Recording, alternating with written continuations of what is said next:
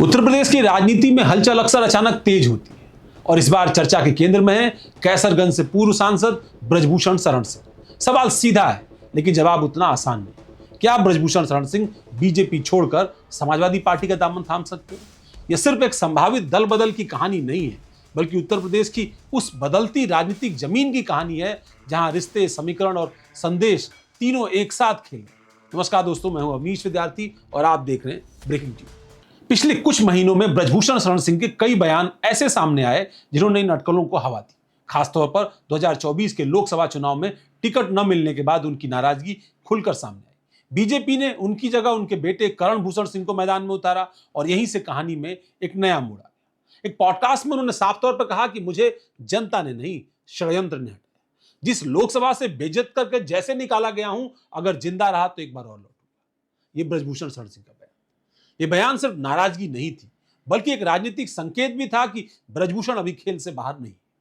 इसके बाद अप्रैल 2026 में बिहार के भागलपुर में उन्होंने एक और बयान दिया और कहा कि अगर हम बोझ बन गए तो बता दो, 2027 और 2029 में दिखा देंगे कि हमारी उपयोगिता क्या है। यह सीधे चुनौती थी अपनी ही पार्टी के नेतृत्व। जब इन अटकलों ने जोर पकड़ा तो गोंडा से बीजेपी के विधायक और उनके बेटे प्रतीक भूषण सामने आए। एक पत्रकार के सवाल पर प्रतीक भूषण ने मुस्कुराते हुए कहा, मुझे इस बारे में नहीं बताया गया, लेकिन ऐसा कोई प्लान तो नहीं है। यह बयान दिलचस्प है। इसमें न तो पूरी तरीके से उस बात का खंडन है और न ही पूरी तरीके से पुष्टि। राजनीति में ऐसे जवाब अक्सर स्पेस छोड़ते हैं भविष्य के लिए। समाजवादी पार्टी के प्रमुख अखिलेश यादव ने भी इस मुद्दे पर सावधानी से जवाब दिया। अखिलेश ने कहा कि ब्रजभूषण शरण ही बेहतर बता सकते हैं कि राजनीतिक परिस्थितियां क्या बनने वाली। ये बयान भी सीधे तौर पर हां या ना में नहीं था, लेकिन इतना जरूर बताता था कि समाजवादी पार्टी इस संभावना को पूरी तरीके से खारिज भी नहीं कर रही। सवाल उठता है कि आखिर ये चर्चा इतनी मजबूत क्यों हो रही है? इसके पीछे कुछ ठोस कारण है। पहला कारण, टिकट कटने की नाराजगी। ब्रजभूषण जैसे कद्दावर नेता के लिए टिकट न मिलना सिर्फ राजनीतिक फैसला नहीं है, बल्कि उनके लिए एक व्यक्तिगत झटका भी था। दूसरा कारण, बार बार पार्टी लाइन से अलग बयान देने की उनकी पॉलिटिकल टेंडेंसी। तीसरा कारण क्या है? वो बार बार अखिलेश यादव की तारीफ करते हैं। हाल में ही एक घटना ने इन अटकलों को और मजबूत किया, जब बीजेपी के विधायक अनुपमा जायसवाल का चेहरा पुतला जलाने के दौरान झुलस गया तो अखिलेश यादव खुद अस्पताल जाकर उनका हाल चाल लेने लगे।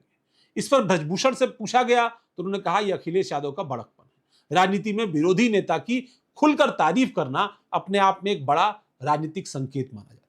और ब्रजभूषण जब अखिलेश यादव की कई बार तारीफ कर चुके हैं, बहुत लोग ये भूल जाते हैं कि ब्रजभूषण का समाजवादी पार्टी से पुराना रिश्ता रहा है।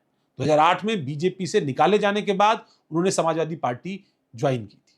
2009 में वो सपा के टिकट पर सांसद भी बने और उस समय मुलायम सिंह यादव से उनकी बेहद करीबी रिश्ते थे। यानी अगर वो समाजवादी पार्टी में जाते हैं तो कोई नई शुरुआत नहीं होगी, बल्कि पुरानी घर वापसी। ब्रजभूषण वैसे तो संघ और बीजेपी के पॉलिटिकल बैकग्राउंड के, पर उनका प्रभाव सिर्फ एक सीट तक सीमित नहीं है। गोंडा, बलरामपुर, बहराइच, अयोध्या इन इलाकों में उनका मजबूत राजनीतिक आधार है। खासतौर पर राजपूत समाज और पहलवानों के बीच उनकी मजबूत पकड़ है। राजनीतिक विश्लेषकों के मुताबिक ब्रजभूषण 20 से 25 सीटों पर असर डाल सकते हैं। स्थानीय स्तर पर संगठन खड़ा करने की क्षमता रखते हैं और उनका व्यक्तिगत नेटवर्क काफी मजबूत है। यही वजह है कि कोई पार्टी उन्हें हल्के में नहीं ले सकती। अगर ब्रजभूषण समाजवादी पार्टी में आते हैं तो इसके दो पहलू। पहला पहलू, पूर्वांचल में समाजवादी पार्टी को ताकत मिलेगी। दूसरा, राजपूत वोट बैंक में एक मजबूत सेल लगेगी। स्थानीय स्तर पर संगठनात्मक बढ़त भी मिलेगी। दूसरा पहलू है नुकसान, उनके खिलाफ लगे आरोपों का राजनीतिक असर, पार्टी के भीतर विरोध और उनकी छवि को लेकर कई तरह के सवाल। इस पूरी कहानी में सबसे बड़ा ट्विस्ट है परिवार। बड़ा बेटा प्रतीक भूषण बीजेपी का विधायक है, छोटा बेटा करण भूषण बीजेपी का सांसद। अगर ब्रजभूषण समाजवादी पार्टी में जाते हैं तो क्या उनका पूरा राजनीतिक कुनबा यानी उनका परिवार साथ जाएगा? और अगर नहीं गया तो मैसेज क्या जाएगा? यही सवाल इस संभावित सियासी शिफ्ट को और जटिल बनाता है। फिलहाल स्थिति साफ नहीं है। ब्रजभूषण खुद कह चुके हैं कि वे अभी बीजेपी में हैं, कांग्रेस का ऑफर ठुकरा चुके हैं और सपा से रिश्ते अच्छे हैं। यानी दरवाजा पूरी तरह बंद भी नहीं है, लेकिन खुला भी नहीं।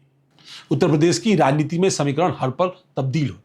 ब्रजभूषण शरण सिंह का मामला सिर्फ एक नेता के दल बदलने की कहानी नहीं है, यह उस राजनीतिक दौर का भी संकेत है जहां व्यक्तिगत प्रभाव, जातीय समीकरण और चुनावी गणित तीनों मिलकर सियासी फैसले तय करते हैं। अभी के लिए ये इतना तय है कि ब्रजभूषण शरण सिंह सियासी मैदान से बाहर नहीं, और 2027 के चुनाव से पहले उनका राजनीतिक कदम उत्तर प्रदेश की राजनीतिक दिशा तय करने में एक बड़ी भूमिका निभा सकता है।